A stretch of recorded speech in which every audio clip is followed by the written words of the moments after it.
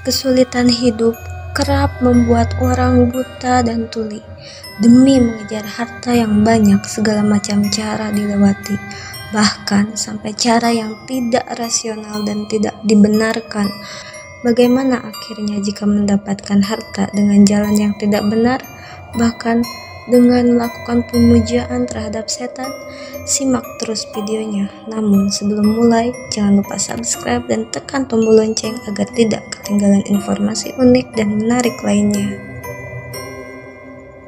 Gunung Kawi merupakan salah satu gunung di Jawa Timur yang begitu populer. Gunung ini biasa dijadikan sebagai tempat pemujaan. Di Gunung Kawi terdapat pohon yang disebut sebagai pohon dawan daru. Pohon ini dikenal sebagai pohon keberuntungan, sehingga para peziarah percaya bahwa dahan, buah, dan daun yang jatuh dari pohon ini dapat menambah kekayaan pada seseorang. Sehingga banyak sekali peziarah yang rela menunggu, bahkan hingga berbulan-bulan sampai ada daun ataupun ranting ataupun buah yang jatuh dari pohon dawan daru tersebut. Dan pohon ini terletak di daerah pemakaman. Alkisah, ada seorang pemilik rumah makan yang melakukan persugihan ke Gunung Kawi ini dengan tujuan rumah makan yang dia dirikan akan menjadi laris dan bergelimangan harta. Sebut saja namanya Pak Gumilar. Pak Gumilar berhasil mendapatkan ranting yang jatuh dari pohon dawan daru. Kemudian ranting tersebut dia simpan di warung makannya.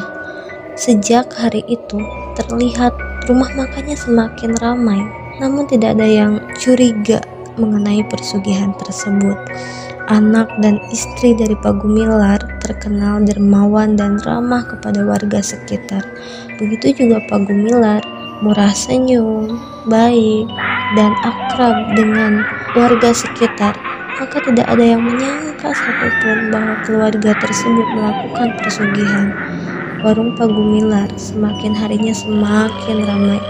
Namun di kala malam hari seringkali terdengar pertengkaran yang hebat di keluarga tersebut.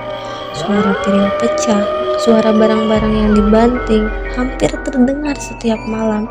Tak jarang tangisan dari sang istri yang bernama Ibu Susi itu kerap kali memecah keheningan malam.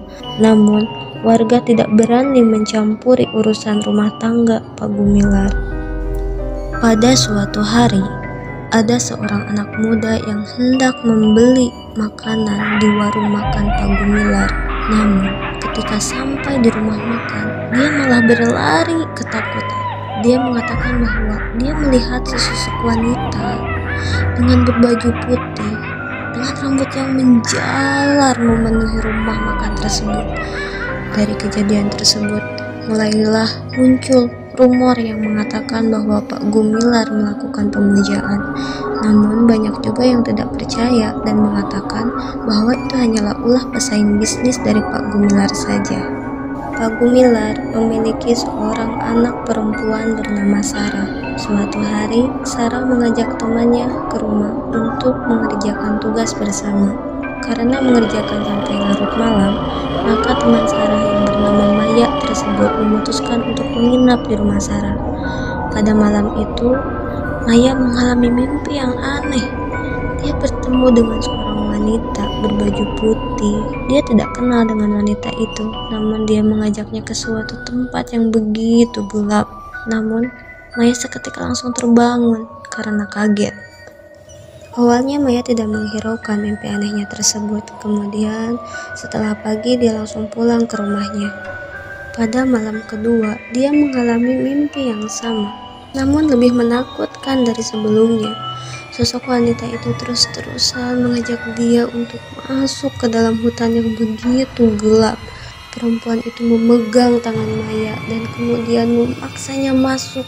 Tak hanya itu, dari belakangnya itu ada sekawanan, entah makhluk apa yang begitu menyeramkan mendorong dia, terus-terusan mendorongnya jauh ke dalam hutan. Sontak Maya langsung terbangun dari mimpi buruknya itu. Kemudian dia mengambil air minum ke dapur. Dia lihat handphonenya masih menunjukkan 12.15 malam. Dia terus berjalan ke dapur tanpa menghiraukan apapun. Kemudian dia mengambil gelas dari lemari kaca. Namun dia tidak menyangka dia melihat sosok wanita yang menyeramkan itu dari balik lemari kaca. Maya sangat terkejut, kemudian dia berlari sekuat tenaga untuk menjauh sejauh mungkin. Namun sosok menyeramkan itu terus berlari mengejar Maya. Maya pun berlari semakin kencang menuju kamar ibunya. Akhirnya dia bisa terlepas dari makhluk tersebut. Saat menceritakan kejadian tersebut kepada ibunya mengatakan bahwa itu hanyalah halusinasi karena belakangan dia mendapatkan mimpi yang aneh. Kemudian hari berikutnya Maya mengalami demam yang tinggi dan ibunya membawa Maya ke rumah sakit. Namun dokter tidak menemukan dengan jelas apa penyebab sakitnya Maya. Pada malam hari, Maya selalu merasa ketakutan dan menutup wajahnya dengan selimut. Dia mengatakan bahwa wanita itu terus menunggu dan ingin membawanya pergi ke dalam hutan. Sampai hari berikutnya, Maya dikabarkan meninggal dunia. Ibunya sangat terpukul dengan kematian Maya, namun dia merasa ada yang janggal setelah melihat jasad anaknya. Kulitnya kebiru-biruan dan terlihat ada bekas tangan pada lehernya. Setelah kematian Maya, seringkali ibunya memimpikan Maya yang memanggil-manggil dan meminta tolong kepada ibunya. Hal ini menjadi pukulan yang begitu berat bagi ibunya. Setelah beberapa lama kemudian, dikabarkan bahwa Pak Gumilar membagi-bagikan bingkisan buah kepada warga sekitar. Sontak rumahnya langsung dikerumuni oleh banyak orang. Beberapa hari kemudian, ada yang mengalami mimpi yang aneh dan kemudian dikabarkan meninggal. Rumor bahwa Pak Gumilar melakukan pemujaan kini mulai menyebar luas. Menurut seorang warga yang menjaga keamanan lingkungan atau Siskamling yang melintasi rumah Pak Gumilar, dia merasa bulu kuduknya berdiri dan udara yang dingin yang mencekam di sekitar rumah Pak Gumilar. Kemudian dia melihat di rumah Pak Gumilar ada seorang perempuan berbaju putih dengan rambut yang membentang di halaman rumahnya sambil terkekeh menakutkan. Sontak dia berlari ketakutan. Rumor itu pun menyebar dengan cepat. Kemudian tidak ada warga yang berani melintasi rumahnya pada malam hari.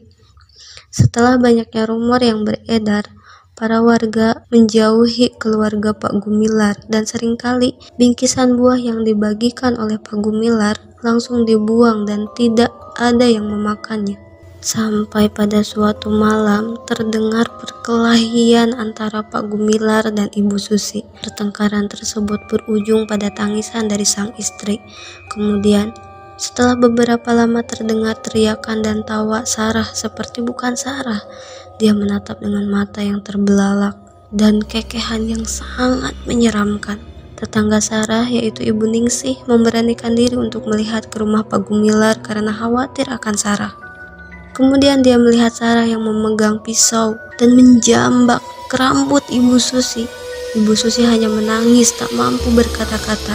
Sedangkan Pak Gumilar berusaha menahan Sarah agar tidak melukai istrinya. Lihat kejadian itu tanpa pikir panjang, Ibu Ningsih membantu Ibu Susi melepaskan diri dan membawanya berlari menuju halaman rumah. Namun di depan pintu, dia dihadang oleh sosok perempuan dengan baju putih dan rambut yang panjang itu, dengan wajah yang menyeramkan, mata yang merah, dan terlihat sosok itu sangat marah. Kemudian Ibu Ningsih melafalkan doa yang dia hafal, namun sosok itu tetap berdiri di sana, malah semakin mendekat. Kemudian Ibu Ningsih menarik tangan Ibu Susi sambil berlari mencari jalan keluar melalui pintu lain. Namun setelah membuka pintu, mereka kembali ke ruangan awal saat Sarah memegang pisau. Ibu Ningsih, Ibu Susi, dan Pak Gumilar kemudian berlari ke lantai 2. Namun Sarah melayang dengan cepat menyusul mereka. Pak Gumilar berlari dengan kencang, namun Sarah terus mengejar dengan brutal dan akhirnya Pak Gumilar jatuh ke lantai 2. Kepalanya jatuh duluan dan berdarah. Melihat suaminya terjatuh, Ibu Susi kembali dengan niat menyelamatkan, namun Ibu Susi juga diserang. Ibu Ningsih gemetar karena ketakutan.